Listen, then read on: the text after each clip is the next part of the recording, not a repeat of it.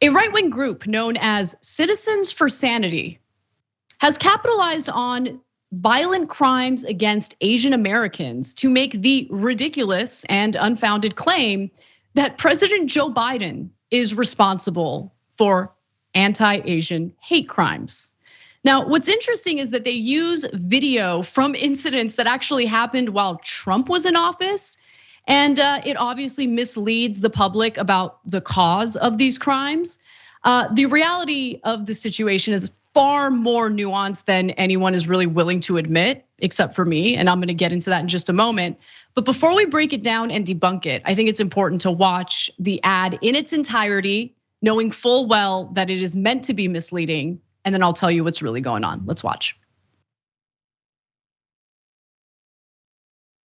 Biden and his left-wing allies have allowed a deadly surge in hate crimes against Asian Americans. The surge in hate crimes against Asian Americans only getting worse. I cried for help, but nobody helped. Police in New York City are investigating an attack on 2 Asian women as a possible hate crime. Disturbing video of an Asian woman being attacked. Joe Biden and his liberal allies have allowed deranged criminals to roam free, putting Asians in grave danger. Baltimore man accused of attacking Asian American stores and store owners. Tonight about a pair of attacks against Asian women in Manhattan, both happening on the same day, just hours apart. Joe Biden is soft on crime and soft on criminals. Left-wing prosecutors who won't prosecute, liberals freeing predators. No bail, no jail. We have seen a mounting rise in anti-Asian racism, from taunts and threats to violent assaults. Why don't Asian lives matter to Joe Biden and his left-wing allies? To say that the Democrats have sparked anti-Asian hate crimes is rich. Look, I have all sorts of issues with Democrats. I have all sorts of issues with the Biden administration. If you're gonna make the argument that some of these crimes were committed due to anti-Asian hate, especially since a lot of those videos were during the Trump administration, you could tie it back to how Trump talked about the coronavirus. And even though he was warned not to, demonize Asian people while talking about it, he continued to do it.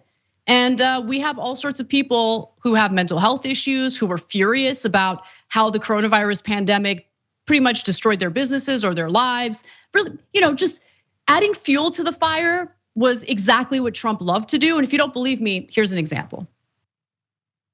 The Chinese government has continually violated its promises to us and so many other nations. These plain facts cannot be overlooked or swept aside. The world is now suffering as a result of the malfeasance of the Chinese government. China's cover-up of the Wuhan virus allowed the disease to spread all over the world, instigating a global pandemic that has cost more than 100,000 American lives and over 1 million lives worldwide.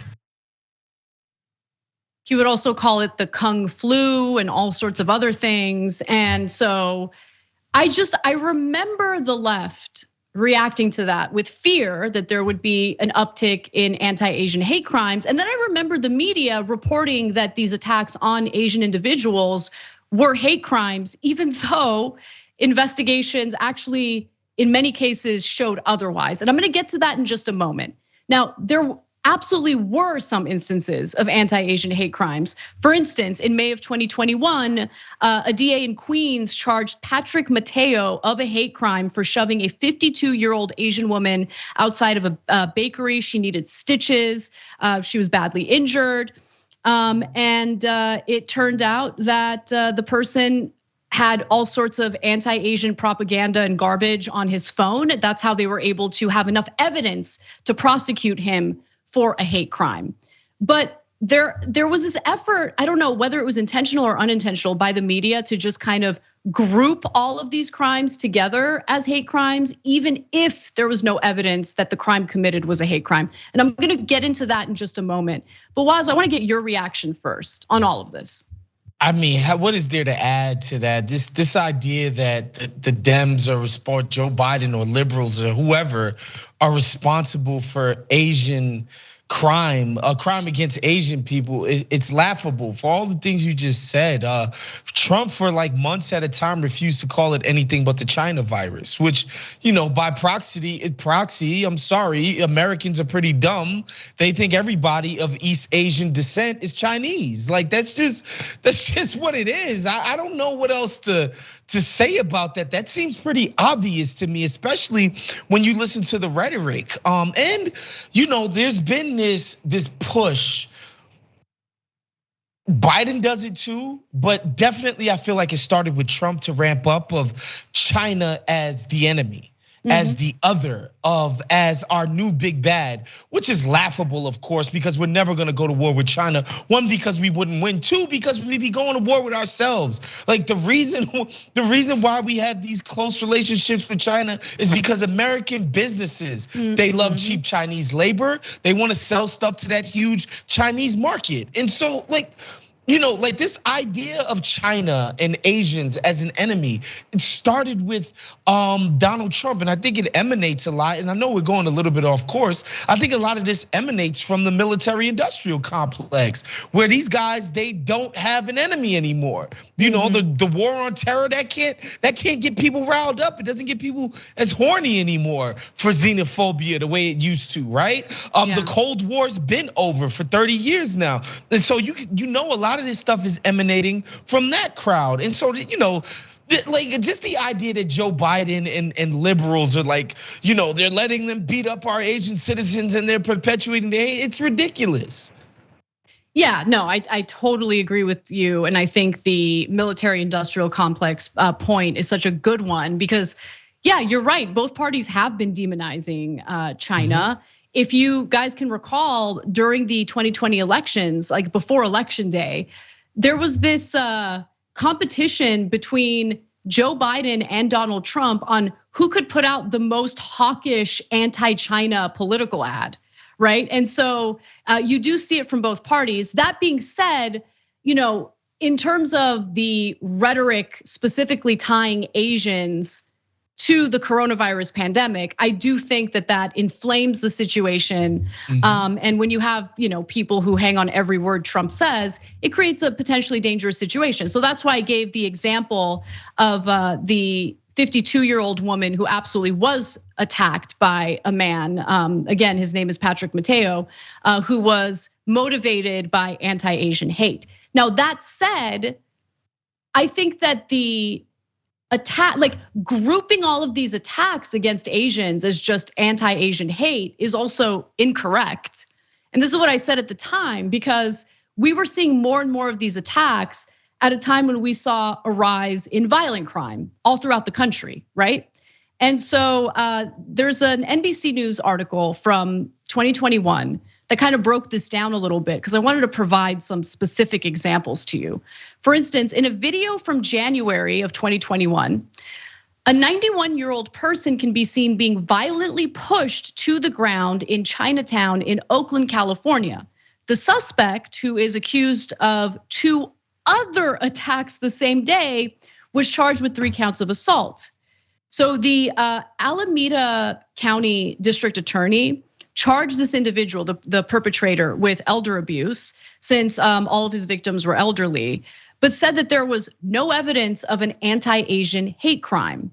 This was a person who was unhoused, a person who had severe mental health issues, and had been assaulting people on the street. And if you live in California, that is now extremely commonplace. I know the left doesn't want to own up to that, but it is the truth. It is the truth. Because it happens over and over again. A separate attack that was recorded on surveillance video showed Visha Ratanapakdi, who was 84 years old, being shoved to the ground in San Francisco. Ratanapakdi later died from his injuries. Sliman Nawabi, sorry, a lot of difficult names here. A deputy public defender who is representing the perpetrator in San Francisco said there is absolutely zero evidence that the victim and his ethnicity and age was a motivating factor in being assaulted. So if there's no evidence, like you can't just group it in as like this was definitely hate crime. No, but you have to provide evidence for that because it could just be a violent crime.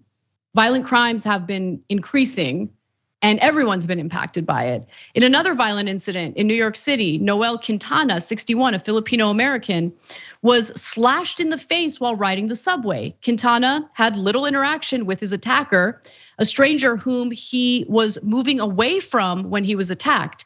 He told People magazine that he was unsure of the motive behind the attack. I don't want to think because I'm Asian that he was that I'm like, he didn't want to think that it was because he's Asian. I don't want to think about that because it could also happen to anybody, but I don't know. The 3 incidents are not being investigated as hate crimes, but publications and activists have grouped them under the term without supporting evidence that they have been that the attacks were racially motivated. So there is a little bit of truth that the rising crime rate is negatively impacting the Asian community, but it's impacting every community, right? And so using this idea that all of these attacks were racially motivated, especially when most of the videos that you're showing as an example feature Black people, is not good. But like honestly, like think about that, because it's needlessly causing like racial tensions between Black people and Asian people. What I'm seeing right now with the random attacks that are happening, like physical attacks that are happening, it's usually people who have severe mental health issues and paranoia, and they might be taking drugs like this thing called P2P meth that's cheaply produced using all sorts of harmful chemicals. And when people use it, it causes psychosis and all sorts of crazy paranoid thoughts. These are all real issues that need to be addressed. And I don't really see them being addressed. So these attacks keep happening. The right wing uses it to their political advantage. And now they're blaming Biden for anti-Asian hate crimes in this weird topsy-turvy world. It is insane. Yeah, I think what you said at the top is an important message, and when you talk about the nuance of it, and part of it is like, it's just a stone cold fact. We could take New York City as an example, which crime, violent crime, especially homicides, if you want to use that metric, peaked in the 80s where it was 1,200 or something homicides a year in New York City, right? Which again, you can point factually and say, all right, New York City is just way less violent right now than it was in the 80s at the peak of the crime wave in New York. However, you can't deny that there's a general wildness out there that's happening in our cities specifically. And we can talk about the root or whatever, but it's a fact.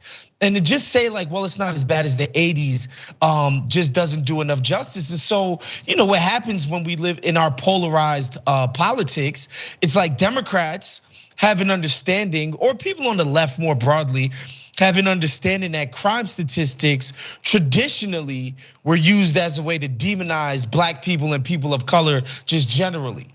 So they don't want to acknowledge what's going on. And of course you have the right wing, which is always gonna just bludgeon us with this fake law and order rhetoric, which we know they don't actually care about. They know it's a way to get people scared and gin up votes. But the bottom line is like, we are not in the place back during the Bloomberg administration, to bring it back to New York, where this guy was bragging damn near on a daily basis about how safe New York City was. And per capita, the amount of crime, he was just basically like, there's never been a big city this safe ever. He was using all of that rhetoric when he was trying to get World Cups and Olympics and all of that in New York, and it was true. And there has been an uptick in these these terrible crimes, but this idea that there's just a scourge of people targeting Asians is, I don't know that there's any facts to back that up, as you mentioned, Anna. All right, looking forward to everyone's comments on that, meaning I'm not, but it's okay. We're gonna go ahead. I'm very much looking forward to the think pieces on, I think, a pretty rational conversation we just had.